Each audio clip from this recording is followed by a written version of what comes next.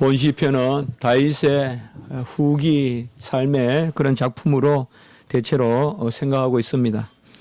9절과 18절, 특별히 18절에 보면 내가 늙어 백발이 될 때에도 나를 버리지 마시며, 아마 이런 말씀을 비추어 보았을 때 대체로 압살롬의 그러한 반역, 또 이로 말미암은 어떤 주변의 여러 어려움, 이런 것들을 전체적인 시편을 통하여서 노래했다라고 여겨집니다.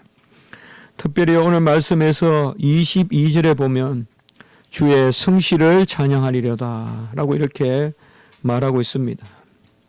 우리가 주의 성실이다 이러면 보통 신실하심 이렇게 생각하는데요.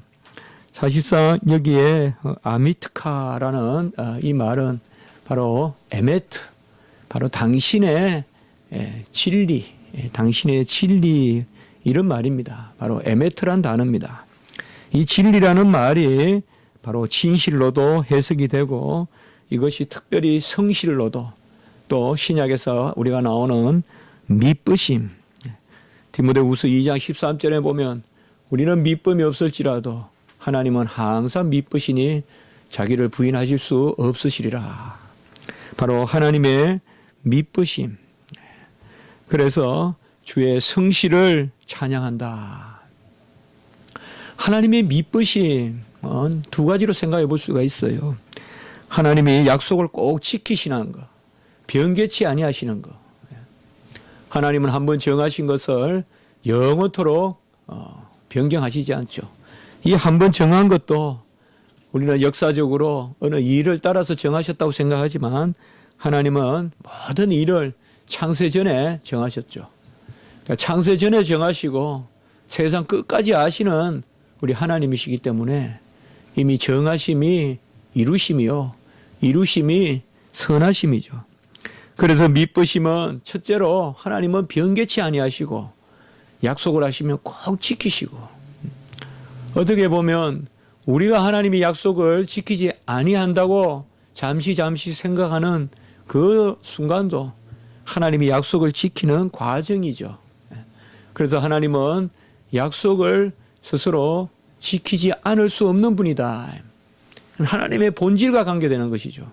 하나님은 이미 영원하시고, 하나님은 스스로 진리시고, 하나님은 스스로를 거역하실 수 없으신 분이기 때문에, 하나님의 속성상 그것은 불가하기 때문에 하나님은 약속을 꼭 지킨다.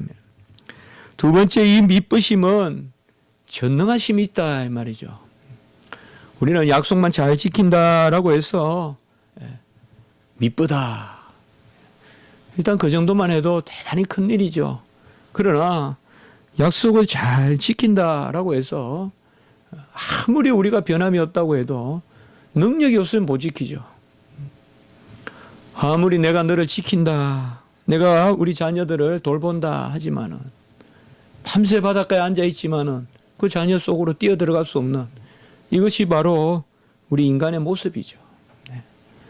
바로 하나님은 변개치 아니하시면서 전능하심이 있기 때문에 미쁘시죠. 아무리 우리는 내가 약속을 잘 지킨다고 해도 우리는 완전하지 못하기 때문에, 전능하지 못하기 때문에 결국은 약속을 지킬 수 없어요. 우리가 마음을 꼭 그대로 항심을 가지고 변하지 않는 마음을 가지고 있더라도 우리의 무능함 앞에서 어찌할 수 없는 그것을 어제 그제 오늘 계속 애통하는 마음으로 우리는 그저 지켜보고 있을 뿐입니다.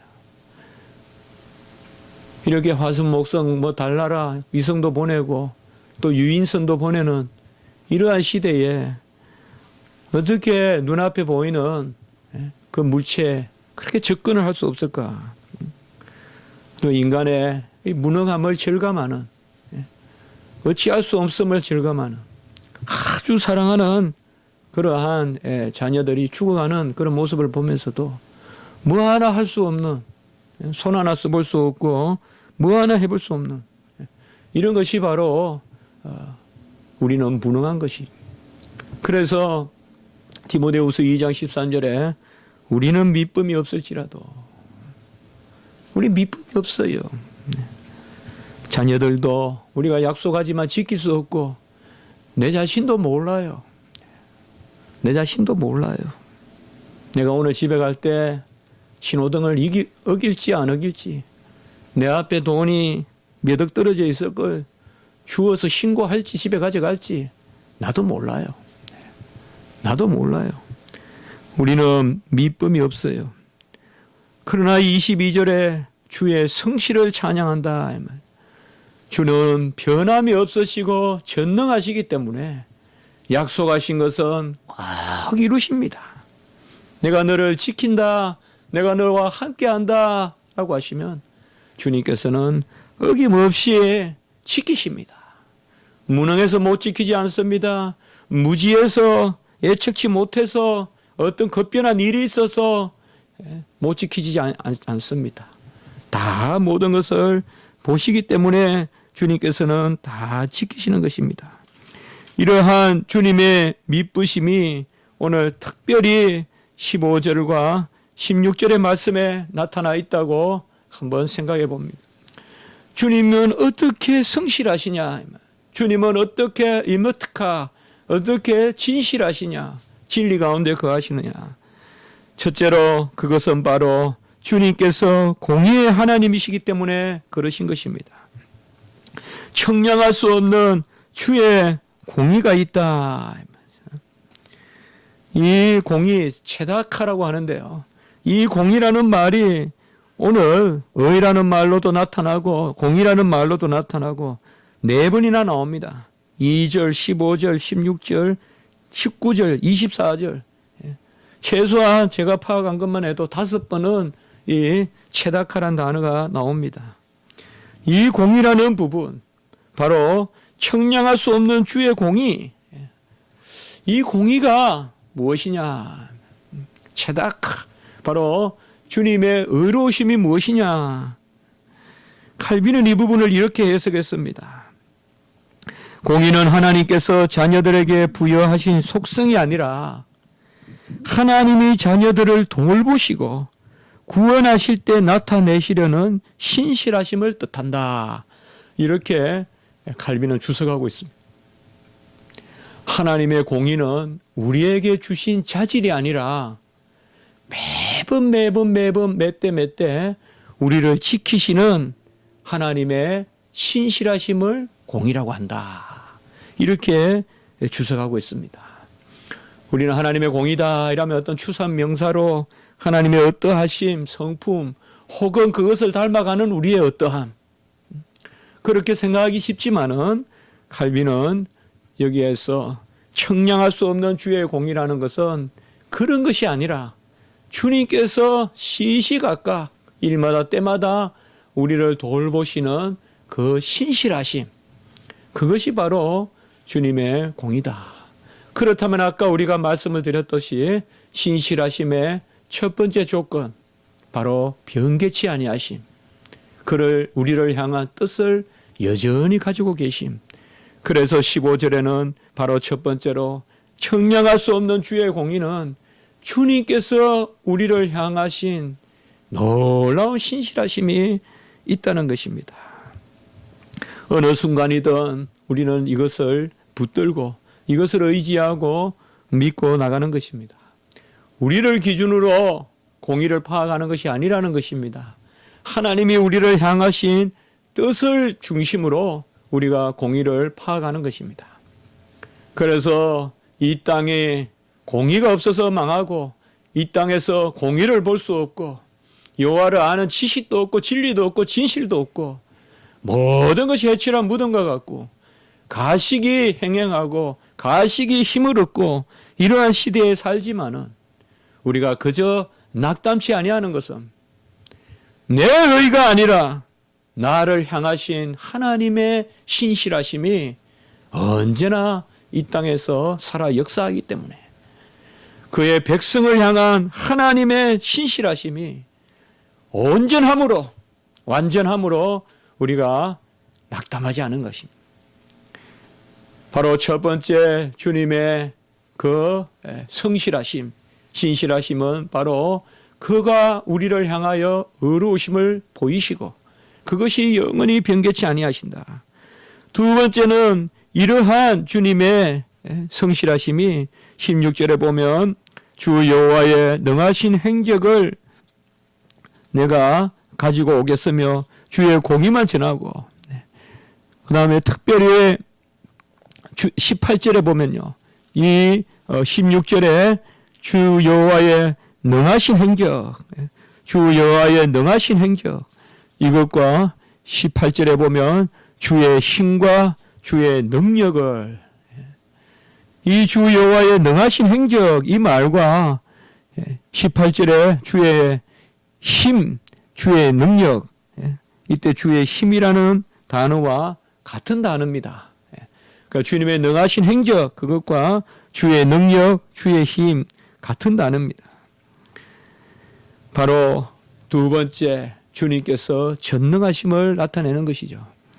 주님께서 뜻을 변하지 않을 뿐만 아니라 주의 능력과 주의 힘과 주님께서 행하신 그러한 능하신 행적, 그것이 바로 있기 때문에 주님께서는 우리를 향하여 신실함을 드러내신다는 것입니다.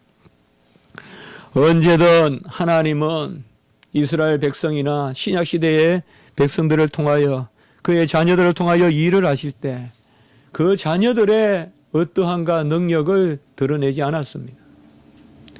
하나님은 하나님과 자녀들의 관계를 사용하시지 그 자녀들 자신을 사용하지 않습니다. 하나님은 그 자녀들이 얼마나 하나님과의 관계에 온전한가, 그것을 능력의 척도로 삼으시고 그 온전함을 사용하시는 것이지 자녀들이 어떠함을 사용하지 않습니다. 자녀들이 어떠하다고 하면 자녀들은 강해야 할 것이요, 자녀들은 철기를 들고 있어야 될 것이요, 자녀들은 세상에 누구보다도 힘이 세고 권세가 있을 때 전쟁을 이겼을 것입니다. 그러나 하나님이 능력을 보이실 때는 자녀들이 능할 때가 아니라 자녀들이 하나님과의 관계를 온전하게 가지고 있었을 때, 곧 하나님을 의지할 때, 오히려 간혹은 능하지 못해도, 간혹은 강하지 못해도 오히려 하나님을 더 의지하고 기대고 있을 때, 그때 하나님은 능력을 드러내셨습니다. 절대 이스라엘 백성이 강건하다고 사용하지 않았습니다. 가장 연약할 때 이스라엘 백성이 칼 하나도 손에 들고 있지 않을 때 여리고를 그저 걸어서 무너뜨리라고 했어요. 그런데 이스라엘 백성이 강해졌죠. 우리가 뭐 다 올라가겠냐, 300명만 올라가자 하면서 아이성을 치러 갔을 때는 패배하게 만들어버렸어요. 그것은 그들이 스스로 능력이 있다라고 힘이 있다고 이야기할 때는 하나님의 능력이 역사하지 않았던 것이에요. 그래서 하나님의 능력과 하나님의 힘, 18절에 주의 힘과 주의 능력. 우리는 성실함을 이야기할 때 신실함은 우리에게 해당하는 말이 아니에요. 우리는 뭐 누구는 신실하다 이런 말을 쓰는데 저는 그 말은 우리 인간에게 쓰는 말이 아닙니다. 우리 인간은 그저 성실하다 정도는 쓸지 몰라도 신실하다는 말은 미쁘심이고, 우리는 미쁨이 없을지라도 하나님은 항상 옛날 성경에는 일양 미쁘시니 자기를 부인하실 수 없으시리라 그렇게 말씀했잖아요. 디모데후서 2장 13절에. 그러면 우리는 미쁨이 없다고 했으니까 언제든 미쁨이 없는 거예요. 맞아요. 내 마음이 온전해도 능력이 없어요. 능력이 없어요. 우리 자녀들 못 지켜요. 딸아 내가 있다, 아들아 내가 있다 하지만은 우리는 미쁨이 없어요. 아무리 내 마음이 간절해도 능력이 없어요. 힘이 없어요. 오직 하나님만이 미쁘심을 보이시는 것입니다.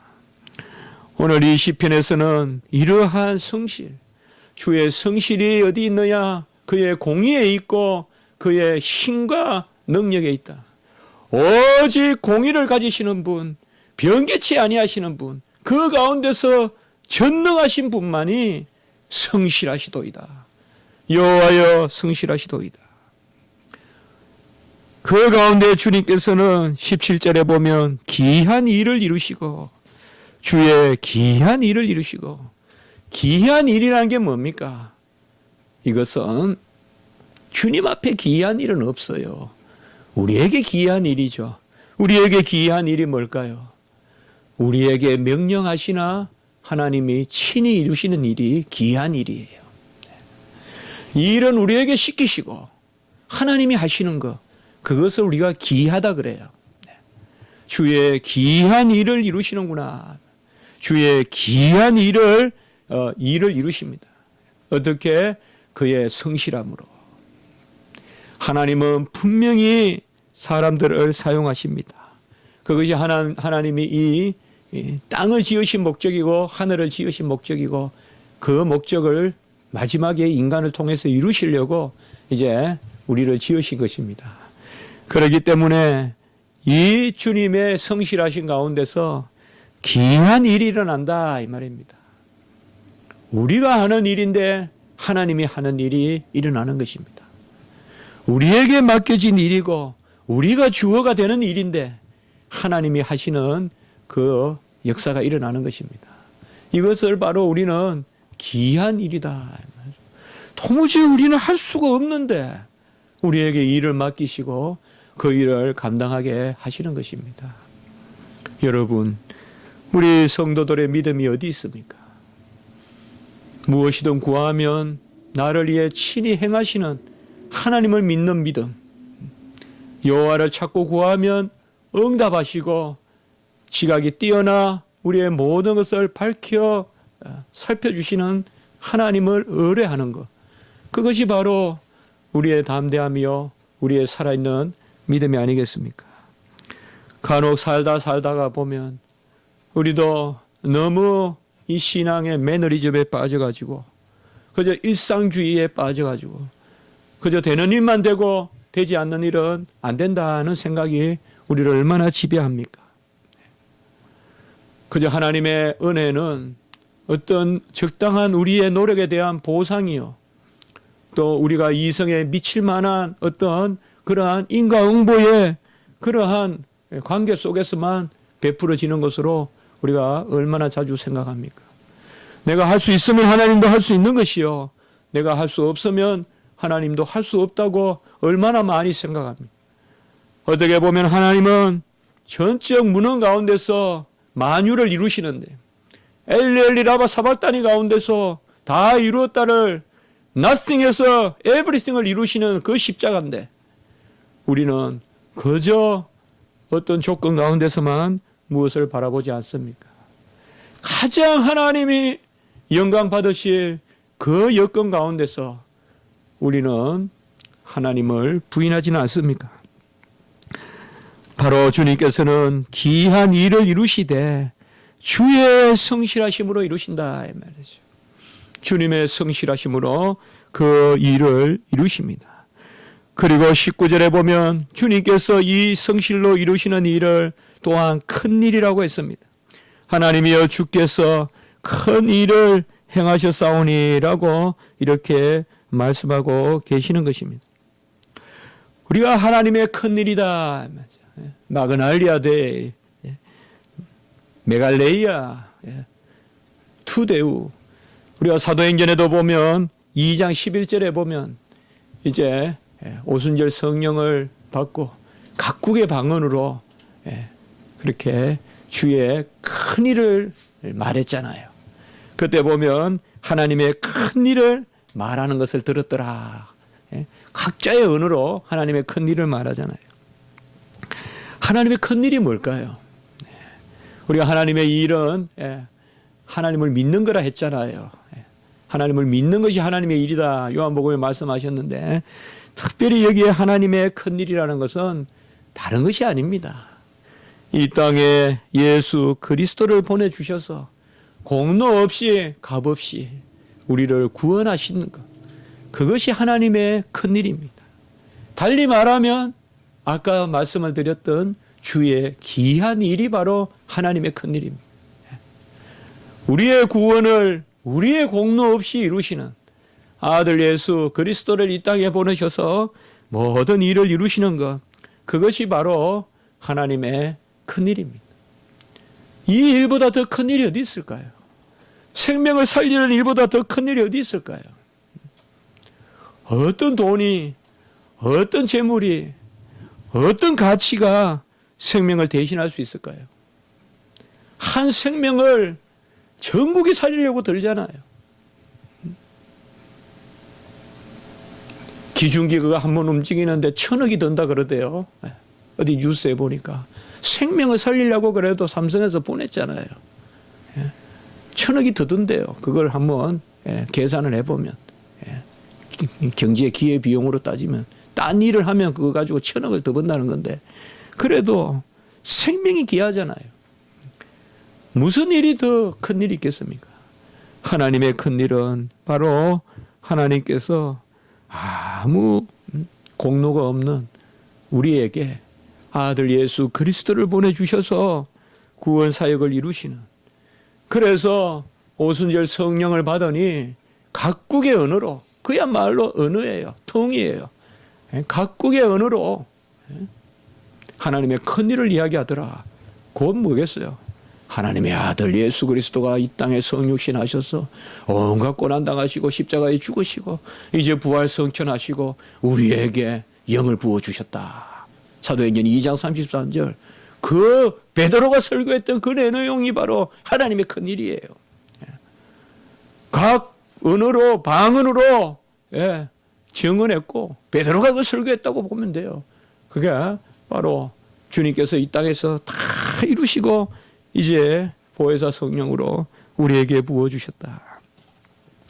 오늘 여기 말씀에도 보면 하나님의 큰 일은 바로 16절에 보면 같이 한번 읽겠습니다. 이 구절을 어거스틴은 100번도 더 사용했다는 구절입니다. 오직 은혜를 주장하는 그 어거스틴은 이 시편 71편 16절을, 어거스틴이라면 오직 은혜의 그러한 교부가 아닙니까? 가장 은혜를 강조했던 16절 같이 한번 읽어보겠습니다. 시작. 내가 주 여호와의 능하신 행적을 가지고 오겠사오며 주의 공의만 전하겠나이다. 그냥 숨어있는 구절 같지만 자꾸 이 말씀을 바라보면 정말 큰 은혜가 되는 말씀이에요. 내가 주 여호와의 능하신 행적, 이것은 아까 18절로 말하면 주의 능력이라는 말이에요. 게브라라고 해요. 히브리어로. 내가 주의 능하신 행적, 그러니까 내가 주 여호와의 능력을 가지고 오겠사오며, 이 말은 16절에 내 입으로 종일 전하리다라는 말과 비슷한 말이에요. 16절에, 오늘 15절에 내가 청량할 수 없는 주의 공의와 구원을 내 입으로 종일 전하리다라고 하는데, 이 종일 전한다는 말은 종일 헤아린다는 말도 됩니다. 바로 15절에 나오는 구원입니다. 이 주 여호와의 능하신 행적은 주의 능력이고 이것은 바로 구원입니다. 하나님의 큰 일입니다. 기이한 일입니다. 이 구원을 가지고 오겠으며 이것은 종일 은혜를 받고 종일 헤아리겠고 종일 전하겠고, 바로 이어서 주의 공의만 전하겠나이다. 여기 가지고 온다는 말은 또 달리 말하면 그것만을 내가 가치 있는 것으로 여긴다는 것입니다. 돌을 누가 가져오겠습니까? 금을 가져오지 않겠습니까? 내가 무엇을 가져오느냐? 주님의 능력만 귀한 것으로 여기고 내가 헤아릴 것이요, 그 주님의 공의만 내가 전하겠나이다. 이 구절을 어거스틴은 100번도 더 사용했다. 전적인 은혜를 이야기할 때 그것을 사용했다는 것입니다. 오늘 후반부의 말씀을 오늘 시편을 통해서 먼저 우리가 살펴봤습니다. 주님의 성실하심은 그의 공의, 변개치 아니하심, 그의 공의는 바로 우리를 향하신 그의 뜻의 신실하심. 그래서 그의 뜻이 변하지 않고, 그리고 그의 행적이 크고 그 큰 능력과 힘이 있는, 그래서 전능하신 가운데 주님께서는 구원을 이루시고 그 구원은 기이한 일이고 큰 일인데 이것을 우리에게 그저 값없이 베풀어 주신다라고 이렇게 말씀하고 있습니다. 그러면 이러한 구원을 얻는 조건이 무엇입니까? 이것을 오늘 전반부 말씀을 통하여서 우리가 좀 생각해 볼 수 있겠습니다. 오늘 시편을 통하여서 특별히 어떤 말씀을 우리가 교리적으로 또 신학적으로 어떤 말씀을 우리가 생각해 보기보다 계속 제가 말씀을 묵상하면서 한 가지 피한다는 개념이 뭘까? 오늘 71편 1절에 보면 여호와여 내가 주께 피하오니 3절에도 보면 내가 항상 주께 피하여 숨을 바위가 되소서 5절에도 보면 나의 소망이시요 신뢰한 이시라. 소망이란 말도 우리가 금방 생각해 볼 수가 있죠. 바로 도망하는 사람이 저기 앞에 바위가 있는 거예요. 그 바위가 소망이 되는 거예요. 내가 피할 곳이다 이 말이에요. 지금 전체적으로 여기에. 그리고 내가 신뢰한 이시라. 7절에도 보면 주는 나의 견고한 피난처이시오니. 우리가 이 시편에서 피한다는 말이 많이 나오는데 이 피한다는 말이 뭔가? 71편 1절에 피하오니라는 말은 우리가 그저 도망을 친다 또 자리를 옮겨서 숨는다 그런 뜻이 아니라 그런 뜻도 있지만은 이게 하사라는 단어인데요.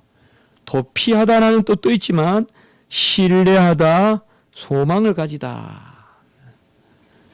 한마디로 믿는다는 것입니다. 믿는다는 것이에요. 여호와여 내가 주께 피하오니 이 말은 내가 주를 신뢰하고 주께 소망을 가지고 주를 믿는다. 이것을 피한다고 했어요. 3절에도 보면 주는 내가 항상 피하여 숨을 바위가 되소서. 이것도 바위로 간다. 마온, 보라는 이런 동사를 썼어요. 보라는 간다는 거고 마온은 바위거든요. 그래서 바위로 피하여 간다. 그러니까 바위 뒤에 숨는다. 바위를 의지한다. 4절에도 보면 피하게 하소서. 거기 마지막 부분에 보면 흉악한 자의 장중에서 피하게 하소서.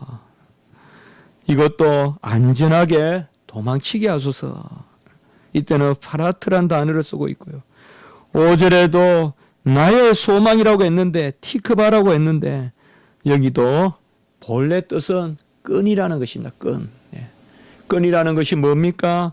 바로 구출하는, 그것을 잡고 올라가서 살아나는 그 끈을 이야기합니다. 계속 지금 구명끈, 그 다음에 피할 바위.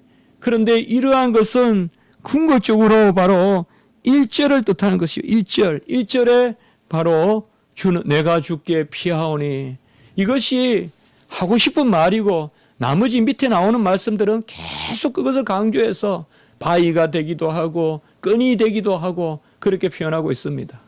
결국은 여호와를 내가 의뢰하오니 믿사오니. 이것이 5절 후반부에는 더욱 확실히 나타납니다. 내가 신뢰하니. 내가 어릴 때부터 신뢰한 이시다라고 이렇게 말하고 있습니다. 이것도 언어를 보면 피난처고 신뢰고 확신이고 소명이 됩니다.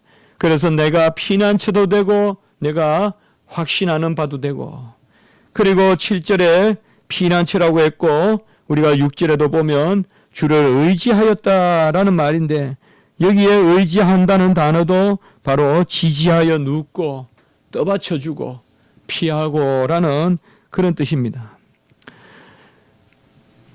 오늘 전반부에서 특별히 다윗이 말하는 피한다는 말, 오늘 시편은 우리가 그저 앞에서부터 거의 계속 앞에서부터 이렇게 보고 있지만은 오늘 시편은 먼저 다윗의 어떠함, 다윗은 지금 여호와를 향하여 신뢰하고 의지하고 피하고 먼저 어떤 자신의 어떠함, 자신의 어떤 동사를 먼저 이야기하고 있어요.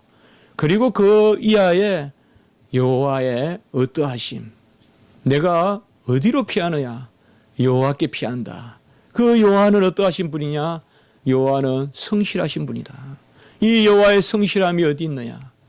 그의 변하지 아니하신 그 공의와 그의 능력과 힘에 있고, 결국은 내가 믿는 것은 그의 기이한 일과 그의 큰 일이다라고 이렇게